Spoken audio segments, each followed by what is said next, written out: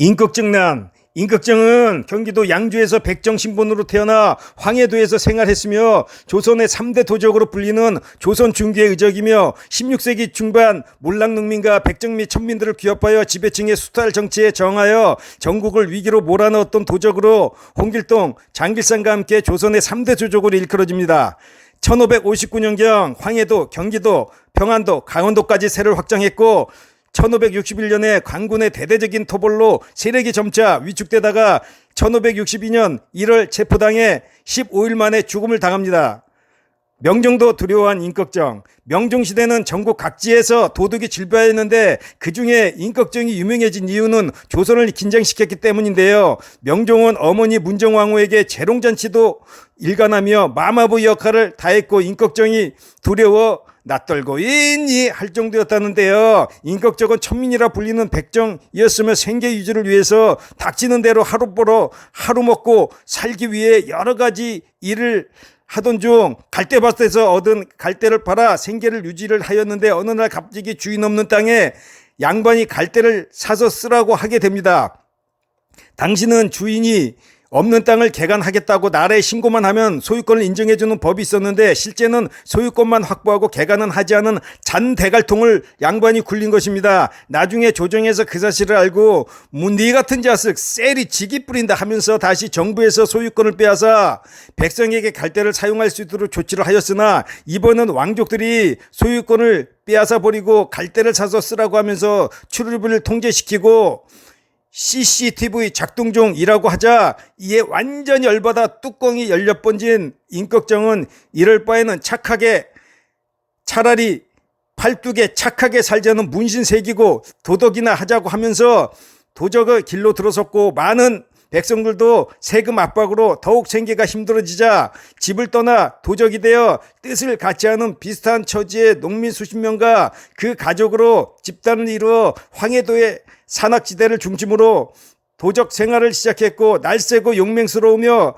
지혜로웠던 그는 1559년경 황해도, 경기도, 평안도까지 활동 영역을 넓혀 이 지역의 관청이나 양반의 집을 습격 이들이 백성에게 겨워들인 재물을 빼앗으며 서울 평양강 도로와 그 밖의 주요 교통도로를 장악하여 정부가 농민들로부터 거둬들인 토지세, 곡물, 진상물 등을 탈취했으며 이와 함께 강군의 방비와 토벌의 허점을 교묘히 찌르고 세를 확장하면서 빼앗은 재물을 빈민들에게 나누어주며 니캉 내캉 바리캉 아니겠나 하면서 의식적으로 성가를 높이고 이들의 적극적인 도움을 받던 중 위기감을 느낀 정부 지배층이 여러 차례 강군을 동원하여 진압하려 했으나 이를 번번이 물리치고 1559년경에는 개성부 포도관 이역금마저 잡아 아작을 내고 죽였으며 1560년 가을에는 봉산, 개성을 거점으로 서울까지 진출했으나 같은 해 11월 참모인 서림이 체포되면서 결정적인 타격을 받던 중 정부는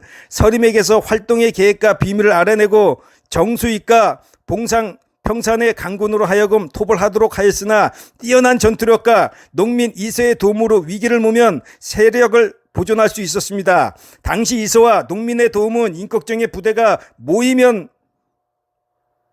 도적이 되고 흩어지면 백성이 되어 출몰을 예측할 수가 없어 잡을 수가 없었다고 할 정도로 적극적이었으며 1561년에 들어 황해도, 경기도 북부, 평안도, 강원도 지역에 출몰하여 활동했으나 강군의 대대적인 토벌이 이어져 형인, 가도치가 체포되는 등 세력이 점차 위축되고 남측은이 이끼는 관군의 끈질긴 추격으로부터 도망하던 중 마침내 1561년 1월 서흥에서 부상을 당해 체포당해 15일 만에 목숨을 당했습니다.